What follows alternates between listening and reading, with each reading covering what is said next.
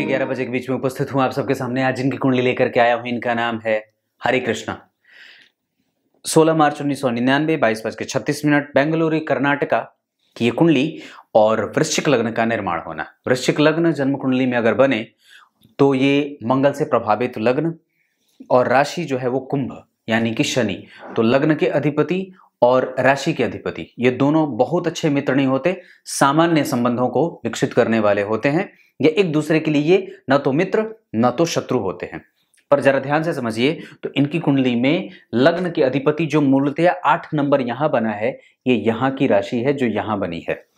जो दिमाग लगाना, खोजबीन करना, राजनीति करना, रणनीति तैयार करना, निष्ठा से युक्त होकर के झंडा को आगे रख करके अपने आप को नेता बनाना और काम को लेकर के बहुत ही ज्यादा सजग होना, प्रभावित करने की क्षमता रखना, ईर्ष्या करना, द्वेष करना, ताड़ जाना तुरंत ही सामने वाले की स्थिति को और तुरंत ही प्रतिक्रिया दे देना और बिना समझे, बिना जाने, बिना परखे किसी से भी झगड़ा मोल लेना और किसी से भी डरना नहीं, निडर होकर के कुछ भी कर देना। ये सारी चीजें यहां मिलेंगी। और लग्न के अधिपति मंगल जाकर के विदेश भाव में बैठ करके गौर करिए, इस कुंडली के सबसे कमजोर प्लेनेट के शनि जो कि बनते हैं चतुर्थ स्थान के अधिपति, जहां चंद्रमा बैठे हैं भाग्य के अधिपति होकर के। गुरु और चंद्रमा का संबंध द्वितीय द्वादश का ठीक नहीं है। सूर्य बुध और गुरु के साथ बैठे हैं जो कि सूर्य दशम के अधिपति होकर के योग कारक स्थिति पैदा कर रहे हैं।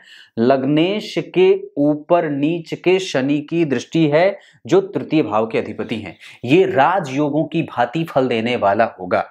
अगर व्यक्ति का सवाल ये हो कि राजनीति में जाने का प्रभाव कैसा हो, लग्नेश जो है वो जन्म कुंडली में मंगल बनते हैं, वो जाकर के जन्म कुंडली में बैठे हैं 12वें और शनि से देखे जा रहे हैं, शुक्र देख रहे हैं। शुक्र कौन है? पद है, क्राउन, सिंहासन।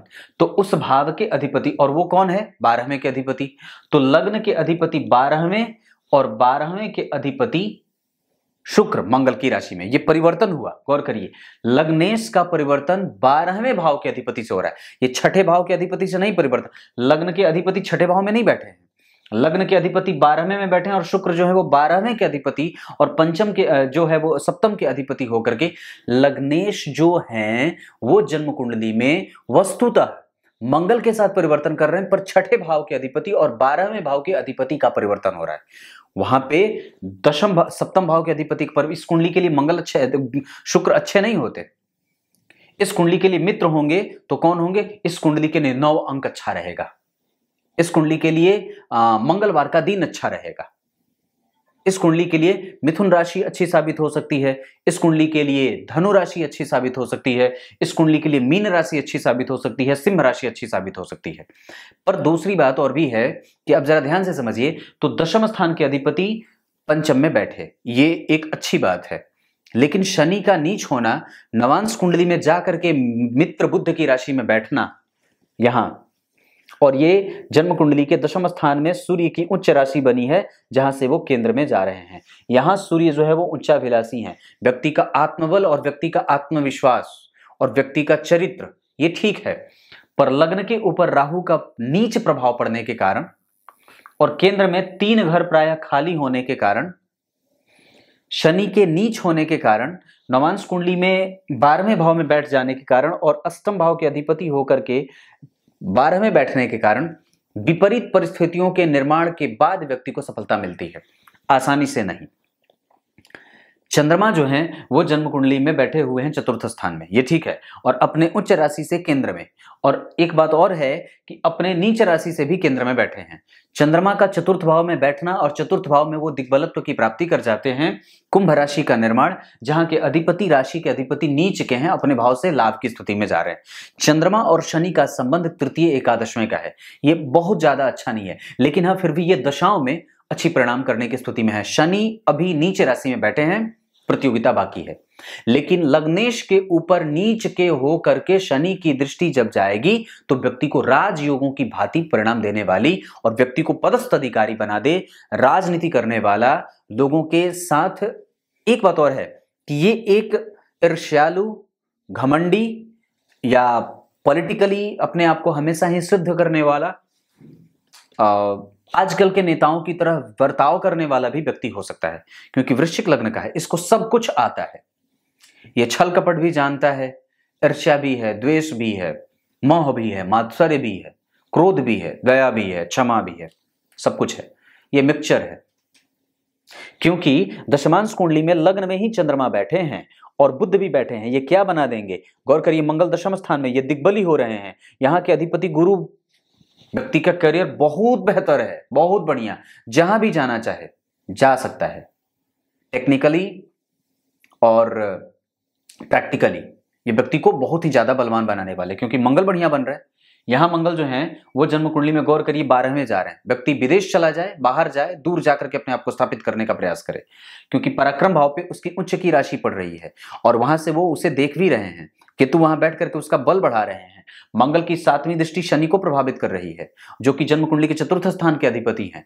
इस वजह से शनि और मंगल का संबंध बने तो व्यक्ति नौकरी का भी प्रयास कर सकता है, पर माइंस के क्षेत्र में, टेक्नोलॉजी के क्षेत्र में, और कई बार जो होता है वो सॉफ्टवेयर के क्षेत्र में, किसी भी क्षेत्र में शनि और मंगल से प्रभावित लोग प्रायः जो है वो गंभीर चीजों में, पहाड़ों में, खादानों में, जंगलों में, पर्वतों में निवास करने वाले, और उन सब चीजों के पीछे इनकी कुंडली की सबसे मजबूत स्थिति, व्यक्ति निडर है, साहसी है, पराक्रमी है, ज्येष्ठ है, बलवान है, प्रतिक्रियावादी है, झगड़ालू है, और किसी से भी उलझ करके अपना काम, और रौबदार है, प्रबल जो है वो महत्वाकांक्षा से युक्त है, क्योंकि दशम स्थान के अधिपति सूर्य बैठे हैं। किसके साथ? बुध और गुरु के साथ। गुरु स्वग्रही और बुध, व्यक्ति की कुंडली में सूर्य और बुध का पंचम भाव में गुरु के साथ बैठना व्यक्ति को प्रबल बुद्धिमान और बुद्धिशाली बना देता है। व्यक्ति से कोई जीत नहीं सकता, इसके पास प्रत्येक जवाब और प्रत्येक सवाल का उत्तर है, क्योंकि राहु की दृष्टि देख करके इसको ये कभी कभी गलत और निंदनीय कृत्य करने वाला भी बना रहा है। उस वजह से व्यक्ति को सावधान रहने की आवश्यकता है, क्योंकि लग्न पे राहु का प्रभाव व्यक्ति को भ्रमित भी कर सकता है। इस वजह से शिव जी की पूजा हमेशा ही करनी चाहिए, गणेश जी के मंत्रों का जप हमेशा ही करना चाहिए, सूर्य को अर्घ हमेशा ही देते रहना चाहिए। लग्न कमजोर नहीं है, 1 डिग्री का है, अभी वो होना चाह रहा है, या फिर अभी पूर्णतया बलवान नहीं है। लग्न विशाखा का, इस लग्न के ऊपर गुरु का प्रभाव, मैं ये बोल रहा था कि लग्न जो है वो वृश्चिक राशि का बना है। वृश्चिक राशि और विशाखा नक्षत्र के चौथे चरण में व्यक्ति का जन्म हुआ है। अब जरा ध्यान से समझिए, विशाखा नक्षत्र जो और वृश्चिक राशि का निर्माण, विशाखा नक्षत्र के अधिपति देवगुरु बृहस्पति, चौथे चरण में अनुराधा और ज्येष्ठा, ये दोनों नक्षत्र मिलकर के वृश्चिक राशि का निर्माण करते हैं। अनुराधा नक्षत्र शनि का होता है, ज्येष्ठा नक्षत्र बुध का होता है, और विशाखा नक्षत्र गुरु का होता है। इस कुंडली के लिए बुध जो है वो जन्म कुंडली के लाभ के अधिपति और अष्टम के अधिपति होकर के जाकर के पंचम भाव को प्रभावित कर रहे हैं, नीच के होकर के। हालांकि उनका नीच भंग हुआ है, पर फिर भी व्यक्ति को बुद्धिमान बनाने से नहीं छोड़ेंगे, व्यक्ति बुद्धिमान हो जाएगा, दिमाग लगाने वाला खूब होगा। दूसरी बात है कि अनुराधा नक्षत्र के अधिपति शनि इस कुंडली के लिए बहुत अच्छे नहीं होते हैं, और वो नीच के हैं, तो चलो अच्छी बात है कि तृतीय भाव के अधिपति अगर नीच के होकर के छठे भाव में बैठे हैं तो खराब ये भी नहीं है, यानी कि व्यक्ति को यहां से भी राजनीतिक लाभ मिल जाएगा। उसके बाद पर व्यक्ति न्याय करता बड़ा कम होता है, अपने से तुच्छ और हेय व्यक्ति को कई बार निंदनीय या निंदा का पात्र बनते देखता है या बना देता है, या कई बार उसको समाज के छोटे तबकों का लाभ बड़ा नहीं मिल पाता, या सिर्फ वो उसी के लिए काम करता है जो समाज के उच्चस्थ वर्ग के हैं या ऊंचे लोगों को लाभ देता है। समाज के गिरे, जो दबके, जो कमजोर वर्ग के लोग हैं, उसको व्यक्ति लाभ नहीं पहुंचा पाता है, या कई बार उससे व्यक्ति को लाभ नहीं होता है। तो सबसे पहले आपको उन लोगों को अपने सपोर्ट में लाना चाहिए जो समाज के कमजोर वर्ग हैं। दूसरी बात है, नेता बनने की कोई आवश्यकता नहीं है, क्योंकि आप वृश्चिक लग्न के हैं तो एक नेता का गुण आपके अंदर ऐसे ही घर कर रहा है।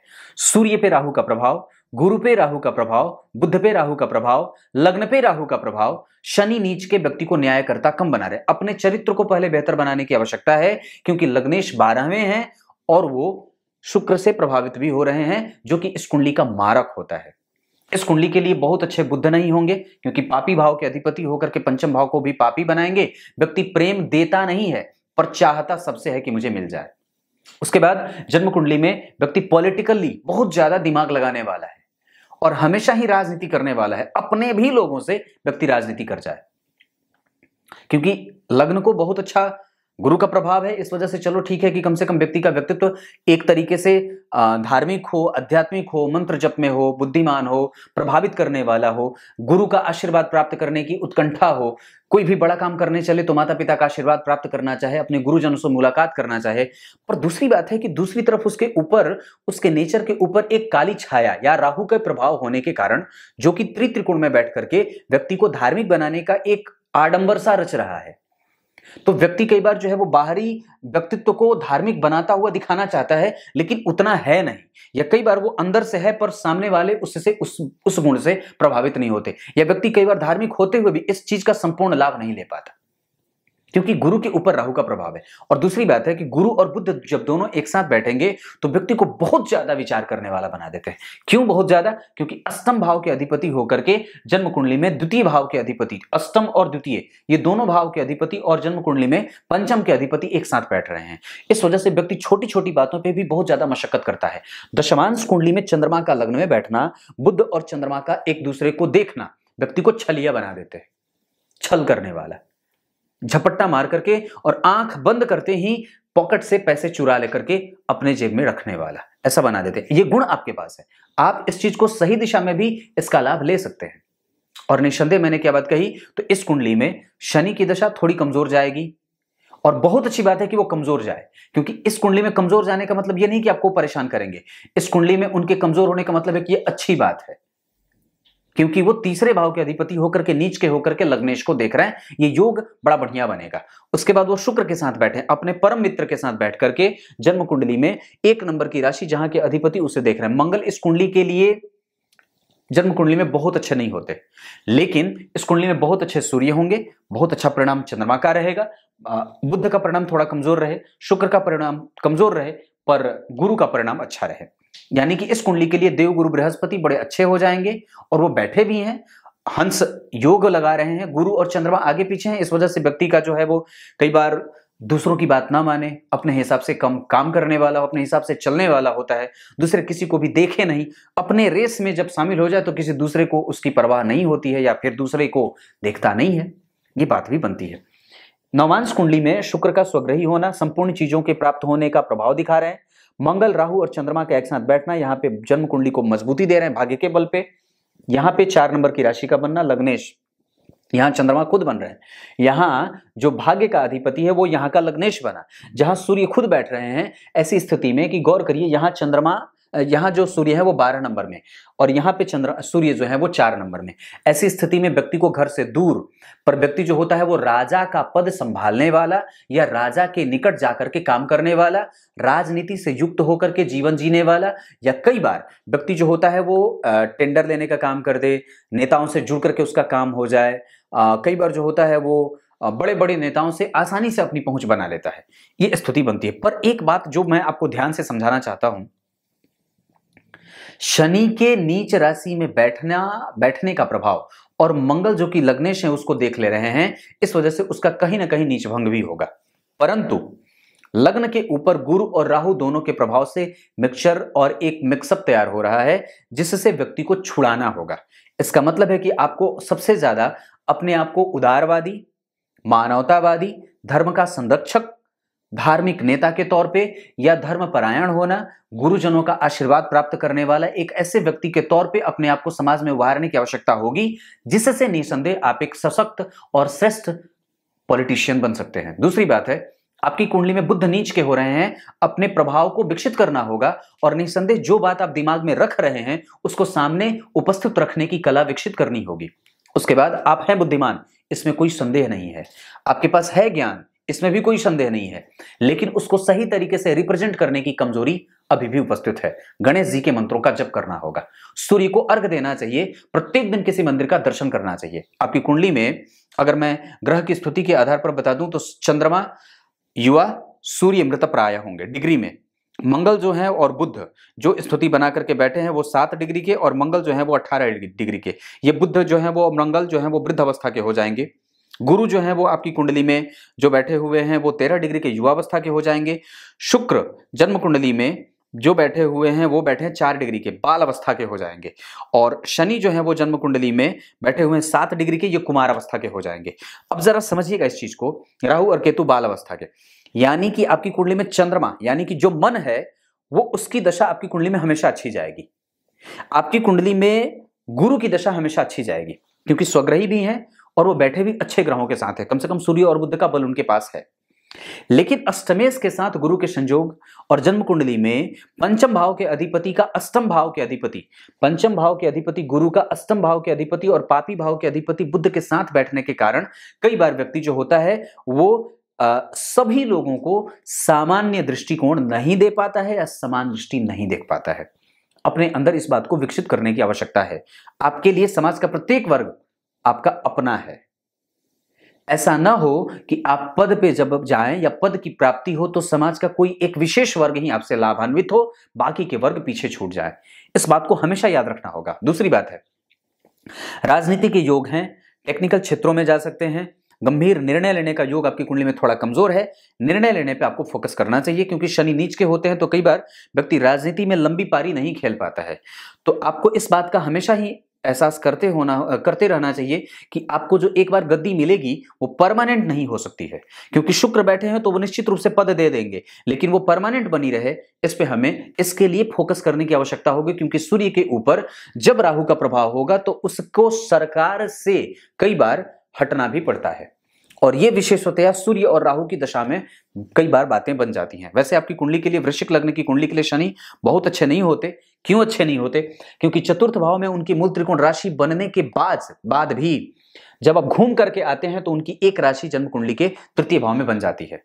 तो इस कुंडली के लिए शनि की दशा सामान्यतया थोड़ी बहुत कंफ्यूजन में रखने वाली, या व्यक्ति को मेहनत कराने वाली, या कई बार व्यक्ति को परेशानी में डालने वाली और अनुभव को देने वाली, या इस दशा काल में व्यक्ति को अनुभव प्राप्त करना चाहिए।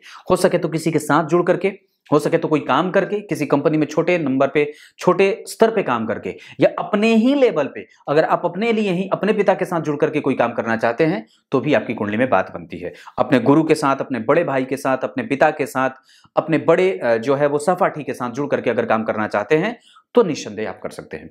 आपकी कुंडली में शनि और मंगल का योग, और षडबल में अगर गौर करते हैं तो मंगल और चंद्रमा और शुक्र और मंगल, इनकी स्थिति मजबूत होने के कारण व्यक्ति कपड़ों से संबंधित भी व्यापार कर सकता है, मशीनरी से संबंधित भी व्यापार कर सकता है, विदेश जा करके कोई भी काम करना चाहे तो कर सकता है, लिक्विड से संबंधित, केमिकल से संबंधित और पत्थरों से संबंधित कोई भी काम अगर करना चाहे तो कर सकते हैं। ये स्थिति भी बनती है। उसके बाद आपकी कुंडली में अगर दशाओं के आधार पर देखता हूं तो चंद्रमा अच्छी स्थिति में है, सूर्य भी अच्छी स्थिति में बना रहे हैं, राहु आश्लेषा नक्षत्र में बैठे हैं, बुध के नक्षत्र में होने के कारण व्यक्ति को बुद्धिमान बनाएंगे, मंगल स्वाति नक्षत्र में होने के कारण कई बार व्यक्ति में उग्रता, व्यग्रता, चिंता, चंचलता और अधैर्यवान बना देंगे, धैर्यहीन बना देंगे। सूर्य पूर्वा भाद्रपद के, गुरु उत्तरा भाद्रपद के, बुध उत्तरा भाद्रपद के। अब जरा गौर करिए तो सूर्य जो बैठे हैं उनकी स्थिति जो बन रही है वो पूर्वा भाद्रपद गुरु के साथ, और गुरु जो है वो उत्तरा भाद्रपद में, जो कि जन्म कुंडली में शनि के नक्षत्र में। अब इनको समझने की जब बारी आती है तो गुरु के पास बल कम है। गुरु जिस नक्षत्र में बैठे हैं उत्तरा भाद्रपद में, उसका अधिपति शनि कमजोर है। इस वजह से व्यक्ति को कई बार ज्ञान का लाभ नहीं मिलता है और पढ़ाई बीच में से छूट जाती है, या कई बार व्यक्ति जो होता है वो जितना लाभ उसको पढ़ाई से मिलना चाहिए उतना नहीं मिलता है और बीच में भी डेविएट हो जाता है, कमजोर पड़ जाता है, या कई बार जितना उसको लाभ मिलना चाहिए पढ़ाई से उतना नहीं मिलता है। ये बात, इस पे फोकस रखना होगा कि आपकी पढ़ाई कभी भी बाधित नहीं हो, विशेषतया शनि और गुरु की दशा में। आपकी कुंडली में अभी शनि की दशा चल रही है, शनि में बुध चल रहे हैं, 24 तक चलेंगे। उसके बाद केतु आ जाएंगे जो आपसे मेहनत करवाएंगे, छोटे पैसे पे काम करवाएंगे और व्यक्ति को बहुत ज्यादा अनुभवों का मालिक भी बना देंगे। राहु और केतु का संपर्क जन्म कुंडली के धर्म भाव से बन रहा है। ऐसी स्थिति में व्यक्ति जो होता है वो अपने माता को लेकर के बिल्कुल भी सजग नहीं है, माता को लेकर के सजग होइए। हालांकि एक बात जो कि मैं देख रहा हूं, आपकी कुंडली में चंद्रमा जो बैठे हैं वो चंद्रमा बैठे हैं कमजोर होकर के। ऐसा, अब इसको ऐसे थोड़ा सा आपको ऐसे समझा देता हूं। आपकी कुंडली में चंद्रमा जो बैठे हैं वो कृष्ण पक्ष के चतुर्दशी तिथि के हैं। कृष्ण पक्ष के चतुर्दशी तिथि के जो चंद्रमा होते हैं वो कई बार व्यक्ति के जीवन को गलत ट्रैक पे भी ले जाने का काम करते हैं। क्योंकि आपकी कुंडली में मंगल और शनि का जब प्रभाव होता है तो कई बार व्यक्ति गलत और निंदनीय कृत्यों में फंसने वाला भी हो जाता है, क्योंकि लग्न पे जहां राहु का भी प्रभाव है वहीं गुरु का भी प्रभाव है। गुरु और बुध जब एक साथ बैठ जाते हैं तो व्यक्ति को कई बार कमजोर करने का प्रयास या परिणाम यशस्विता देंगे, लाभ भी देते हैं, व्यक्ति प्रभाव से संपन्न भी है। लेकिन शनि जो कि न्याय का कारक कहा जाता है, अगर इंडिपेंडेंटली हम उसको चेक करते हैं तो वो नीच का हो रहा है, और शुक्र के कारण और मंगल के दृष्टिपात कर लेने के कारण कई बार, या लग्नेश के ऊपर शुक्र के प्रभाव के कारण कई बार व्यक्ति जो होता है वो काम से प्रेरित हो जाता है। गुरु सूर्य और बुध के पंचम भाव में बैठने के कारण कई बार व्यक्ति हो जाता जो है वो स्वाद लिप्सा हो जाता है, तीता, खट्टा, मीठा और नमकीन ये सब चीजें पसंद करे। इनकी कुंडली के आधार पर मैंने बताया था 9 नंबर बहुत अच्छा है, और इनकी कुंडली के आधार पर सिंह राशि अच्छी होगी, कर्क राशि अच्छी होगी, कन्या राशि अच्छी होगी, मीन राशि अच्छी होगी। अगर जातिका कोई मिले तो कन्या कुंभ लग्न की या कुंभ राशि की जातिका आपके लिए अच्छी साबित हो सकती है। मेष राशि या मेष लग्न की जातिका आपके लिए अच्छी साबित हो सकती है।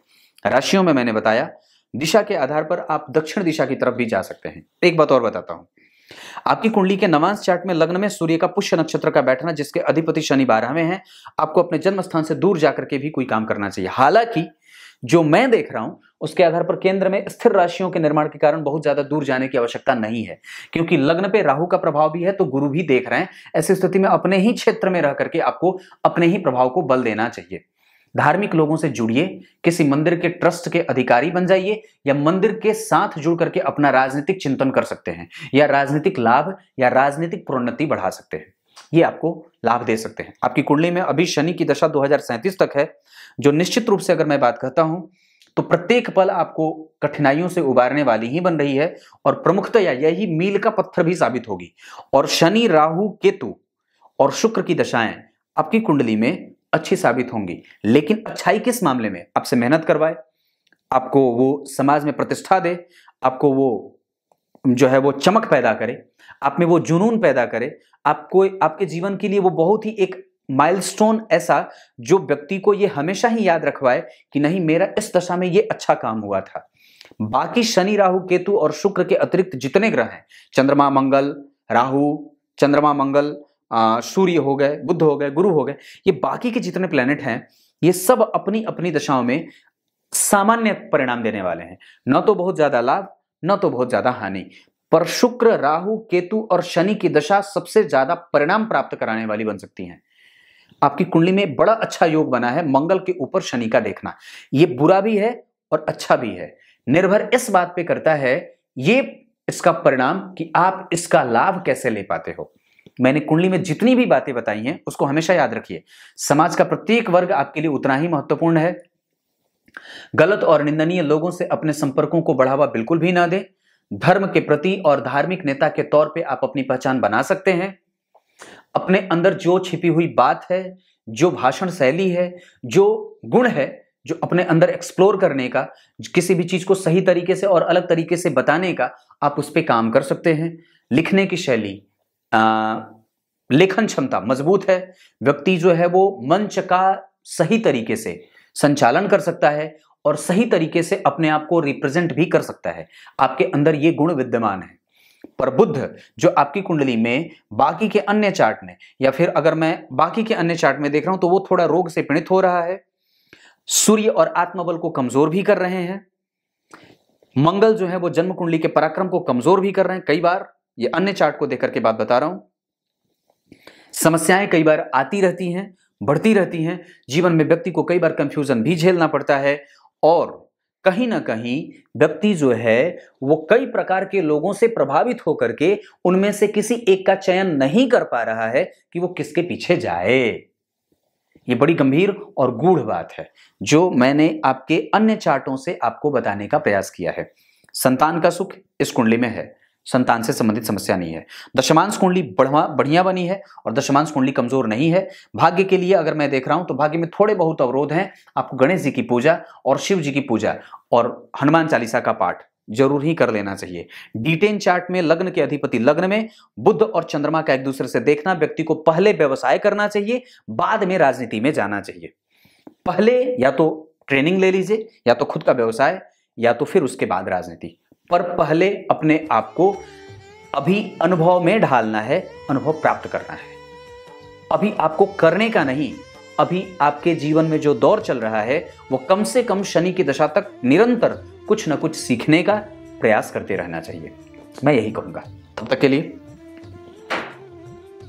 बहुत बहुत नमस्कार।